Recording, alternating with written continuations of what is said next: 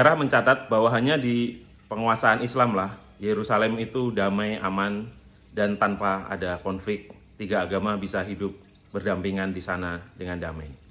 Islam mulai masuk ke Yerusalem di era Khalifah Umar bin Khattab.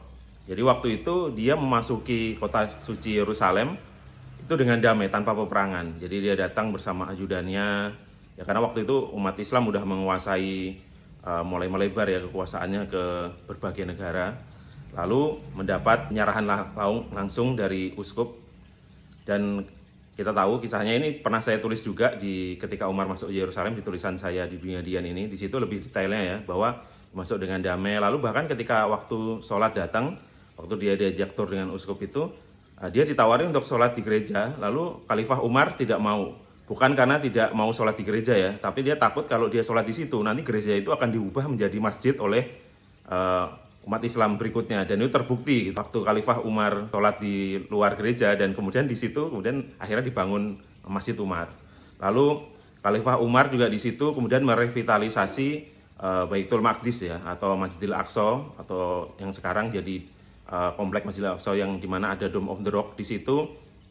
Kemudian bersama umat Yahudi yang terusir diajak kembali, lalu dibersihkan karena sempat dijadikan tempat sampah di situ kan.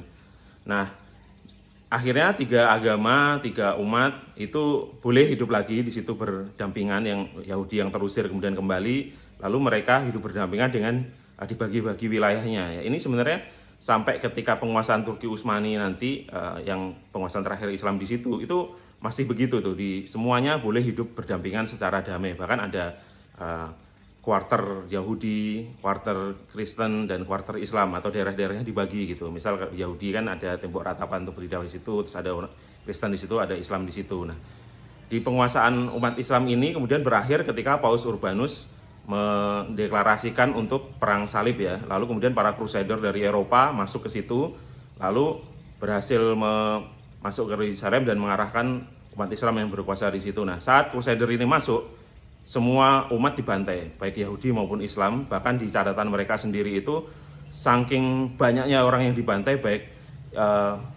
termasuk wanita, anak-anak, dan hewan, itu sampai darahnya menggenang di Yerusalem itu semata kaki. Lalu dalam penguasaan itu hanya orang Kristen yang boleh hidup di sana, di Yerusalem. Umat Yahudi dan Islam terusir gitu. Sampai kemudian di era Salahuddin Al-Ayyubi atau Sultan Saladin itu berhasil membebaskan kembali Yerusalem. Nah, ini yang menarik dan membuat dia dikenang tidak hanya di dunia Islam tapi juga di dunia Barat.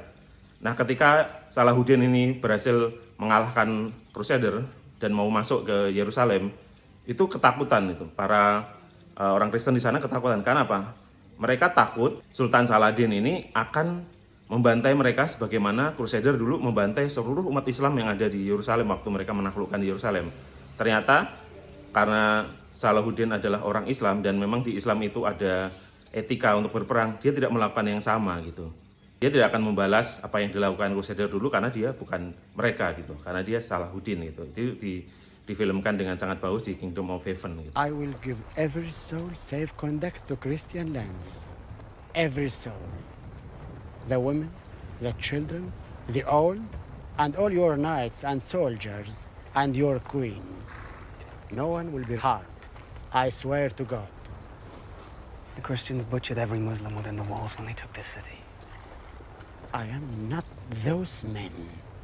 I am Salahuddin. Salahuddin. Dan dari Salahuddin ini terus bertahun-tahun dikuasai oleh Islam sampai terakhir itu Turki Utsmani ya, karena Turki itu semua hidup berdampingan. Makanya sekarang pun sampai sekarang itu ada kuarter-kuarter di situ kan. Ini wilayahnya orang Kristen, ini wilayahnya Yahudi, ini wilayahnya orang Islam gitu.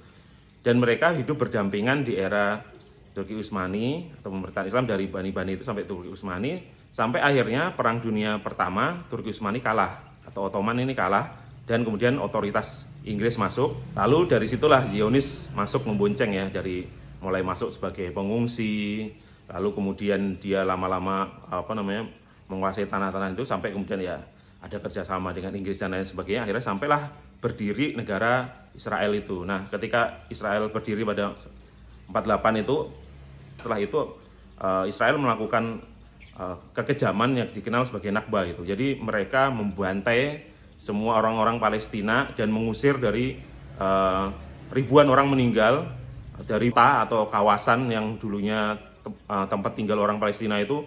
Dalam sehari itu mereka dibantai, disuruh keluar gitu. Nah makanya kemudian sampai, dan itu terus dilakukan ya, sampai ya kalau kita lihat peta itu makin kecil, makin habis kawasan Palestina itu.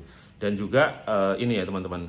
Nah sekarang kan ada juga sih orang yang kemudian setelah dicaplok itu sengaja disisakan gitu oleh Israel. Ini yang kemudian menjadi dalih mereka bahwa ada orang Islam loh tinggal di Israel. Dia kayak mau berdalih kayak dulu kan terbukti kan di sejarah ketika dikuasai Islam. Semua orang boleh hidup berdampingan di situ. Tetapi ketika Israel itu mau ngasih contoh aja, padahal itu kan orang Islam yang kemudian daerahnya dicaplok dan dia memilih menjadi warga negara Israel. Mereka yang tinggal ini mendapat perlakuan yang berbeda dengan penduduk Yahudi gitu loh. Banyak kok pengakuan-pengakuan tentang diskriminasi karena rezim Israel ini rezim apartheid gitu. Nah, sekarang pun ketika PBB menentukan membagi, sebenarnya udah dibagi ya wilayahnya, ini Palestina, ini Israel gitu. Bahkan kalau di dalam hukum internasional itu Masjidil Aqsa itu punya umat Islam dan dalam kontrol Badan Wakaf Yordan ya. Tapi ya dalam prakteknya dikuasai oleh Yahudi itu sendiri gitu. Lalu kemudian apartheid dilakukan, jadi pembedaan antara orang Yahudi dan non-Yahudi, Israel dan non-Israel kemudian ketat, dan mereka bisa membunuh orang tanpa persidangan, tanpa kesalahan apapun, bisa menahan orang berjam-jam segala macam. Yang di video sebelumnya sudah saya tunjukkan kan bagaimana mereka merampas rumah-rumah orang Palestina yang tujuannya memang ethnic cleansing gitu. Pembersihan etnis biar semua orang Palestina itu keluar. Tidak hanya orang Islam, orang Kristen juga di sana diusir dan bahkan diludahi, kemarin viral itu kan segala macam gitu. Ya heran makanya kenapa di Indonesia banyak teman-teman kita Kristen yang mendukung Israel gitu kan. Padahal di sana saudara-saudaranya disiksa, diludahi, diusir dan segala macam gitu. Nah, dari catatan fakta sejarah ini kita bisa melihat bahwa ketika Islam berkuasa di sana 3 agama, 3 kaum hidup berdampingan. Bahkan sampai sekarang ya, ini warisan dari peradaban Islam yang dulu. Gereja Makam Suci yang salah satu gereja paling suci di umat Kristen yang diyakini Yesus, tempat Yesus dikubur, itu sampai sekarang juru kuncinya itu orang Islam. Karena apa? Tidak hanya warisan karena dulu yang berkuasa umat Islam, tapi karena orang Kristen lebih percaya kalau yang megang orang Islam. Kan Kristen ini banyak sekte-sekte ya, dan mereka berebut gitu. Ya sama lah, di Islam juga banyak sekte yang masing-masing punya tafsiran tersebut. Nah, juru kunci ini menjadi wasit gitu. Jadi dia menjadi wasit antar denominasi tadi itu yang saling berebut itu. Jadi, ada juga orang Kristen yang testimoni bahwa ketika gereja-gereja mereka diserang Israel, diduduki, dilecehkan, itu yang membela adalah saudara-saudara mereka umat Islam gitu. Jadi teman-teman, oke lah, ini fakta sejarah yang tidak bisa dibantah. Mari kita sama-sama mendukung Palestina karena tidak perlu menjadi orang Islam, orang Yahudi, orang Kristen atau orang apapun untuk membela Palestina. Cukup menjadi manusia saja. Kita pasti tidak setuju dengan penjajahan. Kita tidak setuju dengan apartheid. Coba bayangkan kalau Anda jadi orang Palestina gitu. Udah tinggal ratusan tahun, udah tinggal puluhan tahun, tiba-tiba Anda diusir dari rumah Anda, bahkan kemudian keluarga Anda dibunuh dan segala macam. Nah, ketika ada reaksi membela diri, dicap teroris, dicap sebagai penjahat dan lain sebagainya gitu. Nah, semoga dari sejarah ini kita bisa melihat bahwa Islam itu cinta damai gitu, bahwa ketika Islam berkuasa, semua itu bisa hidup damai. Makanya solusi 2 negara atau solusi hidup berdampingan itu sebenarnya justru menolak bukan orang Islam gitu. Yang terbukti menolak sebenarnya Israel gitu. Israel tidak hanya ingin semua itu dikuasai Israel yang dulu Palestina, tapi di peta Israel Raya nanti tuh dia akan meluas ke negara-negara lain juga akan dicaplok gitu. Itu sudah ada, mereka menempatkan peta Israel Raya gitu. Jadi selama ini kan disalahkan ya seolah yang nggak mau solusi hidup berdampingan itu kan dari kubu Islamnya gitu. Walaupun memang beberapa kelompok Islam nggak mau ada Israel di situ gitu. Yang tidak mau sebenarnya negara Israelnya. Kalaupun misal ada negara Palestina pun orang Yahudi pasti boleh hidup berdampingan di situ. Yang ditolak mereka kan Zionis Israel yang menjajah dan mengusir orang yang tidak sepandangan atau seiman dengan mereka. Tapi Israel sendiri kan pengen mendirikan negara Israel Raya, dan yang jadi masalah adalah mereka ingin mendirikan third temple ya, atau bait suci ketiga di Masjidil Aqsa. Sementara hukum internasional itu termasuk UNESCO menetapkan itu sebagai warisan budaya Islam dan tidak boleh diubah gitu kan. Ini PBB loh. Tapi dilanggar terus. Tapi memang Israel juga melanggar apapun yang sudah diputuskan oleh PBB dan hukum internasional sih. Makanya sebenarnya dia udah banyak sekali list yang memasukkan dia sebagai penjahat perang. Gitu. Oke teman-teman, ini video singkat, semoga bermanfaat dan sedikit menambah pengetahuan kita dan mengubah persepsi kita tentang apa yang terjadi di Palestina sana.